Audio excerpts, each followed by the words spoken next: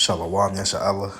First and foremost, I want to give all praises and honor and glory to Yahweh, Bahashem, Yahweh Shai, Bahashem, Rakakwadash. Double honors to our apostles and elders to Great Millstone who rule well, and peace and blessings to the hopeful elect that pushes the great gospel in sincerity and truth.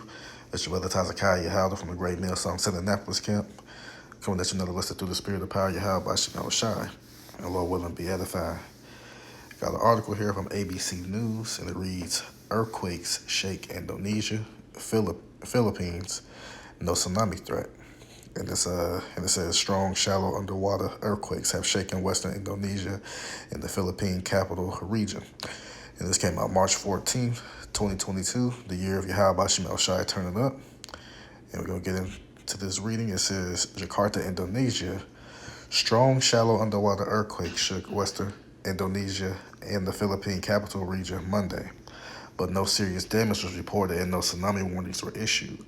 In Indonesia, a magnitude 6.7 quake that was 16 kilometers or 10 miles deep struck about 169 kilometers or 104.8 miles west of Pariaman, a town in West Sumatra province, the U.S. Geological Survey said. The Indonesian Meteorology and Geophysics Agency said the quake was felt in many parts of the province, but there was no danger of a tsunami. It occurred just before dawn and was centered about 161 kilometers or 100 miles southeast of South Nias, a district in North Sumatra province. Another earthquake of a 6.4 magnitude shook parts of the Manila region and outlying provinces at dawn, but there were no reported damages or injuries. The Philippine Institute of volcanology or volcanology, Salaki, first time I've ever seen that. It says in the seismology said the offshore quake was set off by movement along the Manila Trench, and its epicenter was about 110 kilometers or 68 miles west of Lubang Island in Occidental Mindoro province, which lies south of Manila. The Philippine Institute said its depth was about 28 kilometers or 17 miles. Indonesia and the Philippines lie along the Pacific Ring of Fire, the seismic faults around the Pacific Ocean where most of the world's earthquakes and volcanoes eruptions occur. It says that a 6.2 earthquake in Indonesia's West Sumatra province last month killed at least 16 people and injured more than 400. Yeah, that's the power of Yahweh Bashem El Shai. It says thousands of homes and other buildings were damaged by the tremors that were felt as far away as Malaysia and Singapore. And that's all we got on that. And then we got a special treat here that actually happened, yesterday, pretty much during the Passover. This from what the time of the article says. Another article from ABC's News. It says, what they say?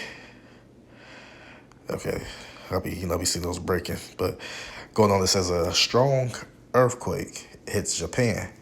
At least, those are where the Ammonites are. And then, we get, Indonesia and Philippines. Mainly, I know primarily Indonesia be mostly Japhetic, and then, the Philippines, they got Japhetic and the mix of Jakes over there too. So, just like case in point, like you got Manny Pacquiao, we know, good and well that he's not no heathen. Definitely a Jake, just throwing it out there, from the Philippines. But going on and saying, again, strong earthquake hits Japan at least 97. Japan, so where the Ammonites are, a majority of them, at least 97 injured and 4 deaths reported. A tsunami threat was issued for the east coast of Honshu, Japan, and this came out March 16th. Right, so yesterday, 2022, year Yahweh Bashem El Shai turned it up, and it says at 9:02 p.m. And we know during that time period, at sundown yesterday, that was the start, of the Passover. Depending on what region you were in, or the Pesach, the Hebrew, over here, being in Indianapolis, we on the Eastern time zone, so roughly when sundown was around approximately 7:53, p.m. So this would be hours, from that point if we go on by Eastern time period. It says a strong. Wait, okay, yeah, I would have played that video, but normally when I do, I get issues. The whole stream would just shut off or whatever. So it says a strong earthquake struck off the coast of Japan last Wednesday, triggering a tsunami threat and leaving more than 2 million households without electricity, officials said. It said preliminary reports put it at a 7.3 magnitude. The earthquakes occurred just off the coast from Fukushima, where they had an incident there with the nuclear power plant. It says at least 97 people were injured in multiple prefectures of Japan, and 4 people were killed, according to the Associated Press. A tsunami threat was issued for the east coast of Honshu, Japan, by the Pacific Tsunami Warning Center based on preliminary earthquake parameters. The center warned of possible hazardous tsunami waves for coastal communities within 186 miles of the epicenter. A tsunami is not expected in California, Oregon, Washington, British Columbia, or Alaska, according to the U.S. National Tsunami Warning Center. So it says a powerful, and like you said, last Wednesday, but I guess they just talking about the previous Wednesday, because as you can see, even this little Associated Press came out yesterday, March 16th. So it says, Slovakia. Okay, it says, where could have been around? It says, where was I at? Let's see some of the damage. It says Japan's NHK World News Service initially reported that the Tokyo area was under a large power outage with more than 2 million households currently without power. By 3 a.m. local time, power had been restored to most of the Tokyo area. NHK reported said right here, more Haiti earthquake latest, nearly 1,300 people dead, officials said. So damn, I'm gonna have to look into that as well. It says, it's saying right here, residential buildings are seen during the power outage in Tokyo March 16th. So yeah, this happened yesterday. So as a result of the earthquake, one of the Japan's Tohoku Shinkansen high-speed rail line trains derailed with 100 passengers on board, according to the Kyodo news agency. No injuries were reported. The agency said that the Japan Meteorological Agency said that quake struck around 11:36 p.m.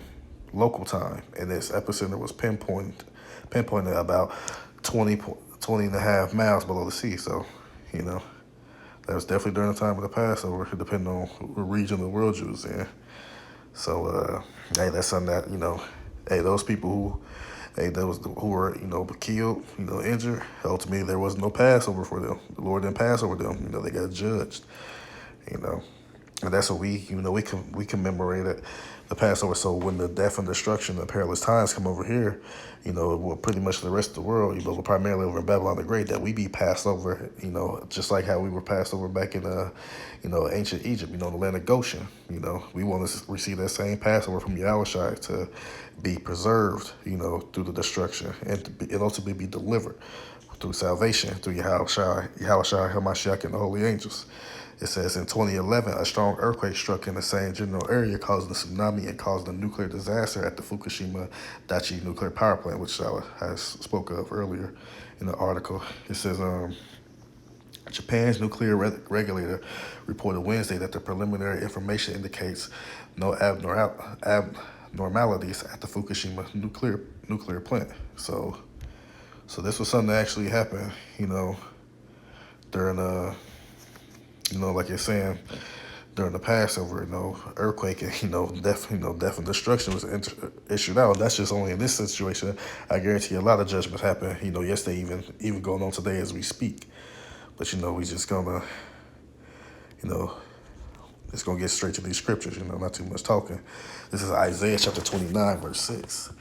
Thou shalt be visited of the Lord of hosts, Yahweh Shai, with thunder and with earthquake, and great noise with storm and tempest and the flame of devour fire. These are some of the ways how the Lord visits the earth, right? And when people want to act, just like when they was telling Moses that they want to hear from him, they want to listen to him, they want to listen to the Lord, they want to speak to the Lord themselves. What happened? The thunderings, the rumbles, and everybody was, in despair. Everybody was scared. Everybody was in anguish. Everybody, no, Lord, we don't want to speak to you. We want to speak back to Moses. So this is what happened. That was just an example to show you when you want to go up to the Lord and speak to the Lord directly. This is how he gonna come. This is how he gonna speak to you with death and destruction. Why? Because you was ultimately disobedient and not listen to his prophets, his men that he sent out to teach you through his spirit and power and his word. So if you want to listen to them, you want to bypass them. Well, hey, you ain't gonna get a chance to talk to the big boss and say what you want to say and whatever your wishes is. Oh no, you already went pretty much. You already backslid, went against the grain, so to speak, and discarding pushing aside his prophets, which was ultimately his word, his mouth anyway. So what you think will happen when with okay, oh, you don't want to listen to my men? Well, this is what I'm gonna do to you, and that's how the Lord comes to judge. He comes to talk to you, visit you, and judge you by bringing death and destruction. That's why it should behoove you to take heed of the words of the prophet so that you may understand the instructions as far as what you should do so that you can evade or avoid death and destruction if that be of your lot.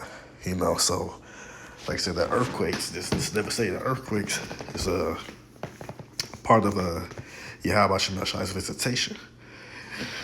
And the point here is in 3. I'm going to start at verse 1. This is 2nd Ezra chapter 9, verse 1. He answered me then and said, measure thou the time diligently in itself. And how you measure the times is by, measuring the things that's going on out in the world in real time, and then you tie them back into the scriptures. That's how you measure the time, in itself. And it says diligently in itself, meaning you got to give an effort to do this thing. You can't be lackadaisical. It says, and when thou seest part of the signs past, which is the prophecies, which I have told thee before. How are you being told this before? By reading the scriptures and reading the scriptures, the Bible, then ultimately being taught it by the men of the Lord, the prophets in this time.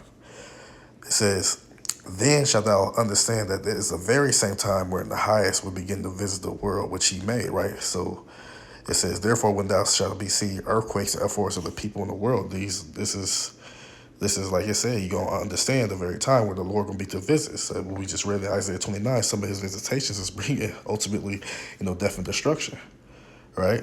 So now you're going to understand that it is, they say, what? Then shalt thou understand that it is the very same time. Now you will understand it's the very same time that we are in these latter times, that these prophecies are going to come to pass.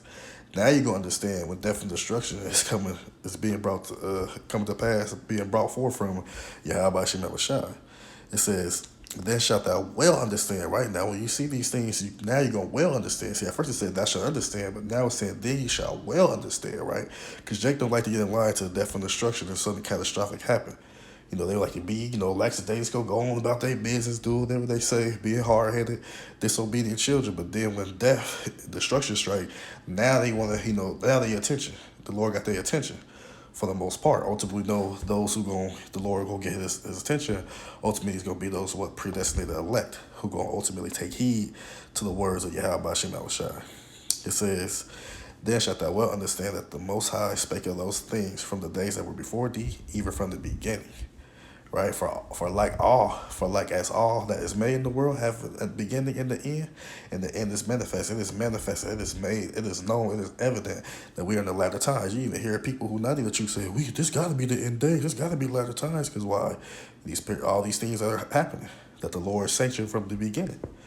Right? It says, even so the times also the highest have plain beginnings and wonders and powerful works and the endings and effects of science. And so you fools who keep talking about there's no miracles, there's no miraculous works, no wonders, this and that, mainly talk about those one body and Satan guys. Well, look, you'll understand that in the time periods that's we about to head into, especially with Jacob's trouble, you're going to need a miracle to be saved out of it. But since ultimately you talking against the doctrine, ultimately talking against Yahweh Shemashai, hey, we gonna understand that in that time period, if y'all don't fix your doctrine or the ones who are within that congregation, if you don't come out of that madness, you're gonna receive death and destruction as well. And I want to end it off with this because people died, people died and people were wounded. Well, we're gonna get to understand who did that. Deuteronomy chapter 32, verse 39. See now that I, even I am he, and there is no God with me. This is Yahweh speaking, and Yahweh Shemashai, It says, see now that I, even I am he, and there is no God with me. There's no God, there's no power up there. You have counsel to the Lord, you should do this, you should do that. No, it's just Yahweh. Said by Hashem Yahweh Shai is up there. That's the supreme being, the supreme omnipotent, all powerful, all powerful, the most the king of the universe, if you will, the king of existence, the king of everything. The ultimate power. You know, that's he's up there alone as himself, as the sovereign God. It says, what did he say? I kill and I make alive. I wound and I heal. So those people who died, those 4 people who died, and those 97 people who were injured, it was Yahweh Shem Shai who did that. And even with the damage that was done to the infrastructure, that still is destruction coming from Yahweh Shem Shai. That's all. He was in control of all that. He gets credit for all that.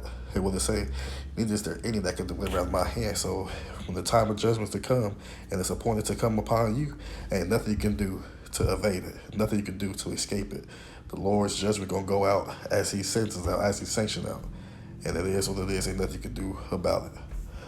So, like I said, just want to do a little lesson on the earthquakes. I'm gonna go check out that Haiti one as well because that's majority Levi down there. We'll see what's going on down there. But Lord will likely come back and do something on that. But yeah, again, Lord willing, this lesson was edifying to sincere Aqua out there listening. I want to give all praises, honor, and glory to Yahweh, Bahashem, Yahweh Shai, Bahashem, Rakakwadash, the honest to our apostles and elders, a great millstone, who rule well, and peace and blessings to the hopeful elect that pushes the great gospel in sincerity and truth. Shalom, Yasha Allah, Abad, Babal.